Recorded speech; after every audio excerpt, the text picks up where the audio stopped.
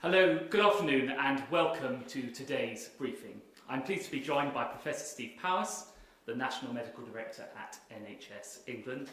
First of all, I would like to update you on the latest data in respect of the coronavirus response. So first of all, 2,962,227 tests for coronavirus have now been carried out in the United Kingdom, and that includes 177,216 tests which were carried out yesterday. 248,293 people have tested positive. That's an increase of 2,472 cases since yesterday. 9,953 people are currently in hospital with coronavirus. That is down 13% from 11,443 this time last week. And sadly, of those who have tested positive for coronavirus across all settings, 35,704 have now sadly died. That is an increase of 363 fatalities since yesterday. And of course, my thoughts are with every one of the families of those people who've been affected by this.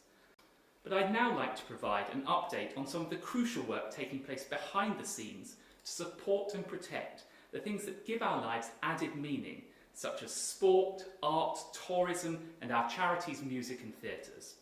And when we look back on the coronavirus, one of the things we'll remember is the incredible contribution made by so many people. And as a way of showing our national gratitude to these everyday COVID heroes, we're announcing today that we're delaying Her Majesty the Queen's birthday honours list until the autumn so that they can be recognised and celebrated. And as the Prime Minister said today, I'm delighted that Her Majesty the Queen has approved a knighthood for Captain Tom Moore in recognition of his outstanding achievement in raising nearly £33 million for NHS charities. And Captain Tom set a marker of generosity, and the public have matched it. Incredibly, it now looks as if British people and businesses have now contributed over £800 million, and that's just through national fundraising campaigns alone. And a great deal more has obviously been raised at local levels.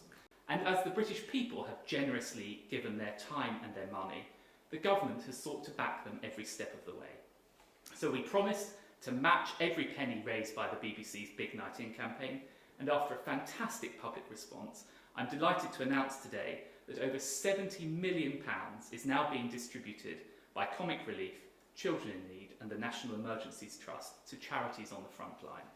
Now this comes on top of the hundreds of millions of pounds we've already announced for charities doing vital work to support those suffering from poor mental health, to help the victims of domestic abuse, and to make sure hospices can continue to care for families in these most difficult circumstances.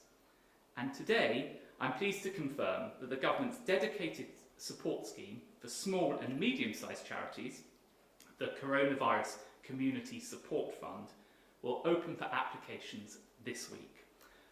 Initially, there will be a £200 million tranche of government funding, and this will be administered by the National Lottery Community Fund. And this will focus on those charities we may not know nationally, but who are a lifeline to communities at a local level. And on top of that, I can also announce today that we're releasing £150 million from dormant accounts to help social enterprises get affordable credit to people who are financially vulnerable and to support charities tackling youth unemployment.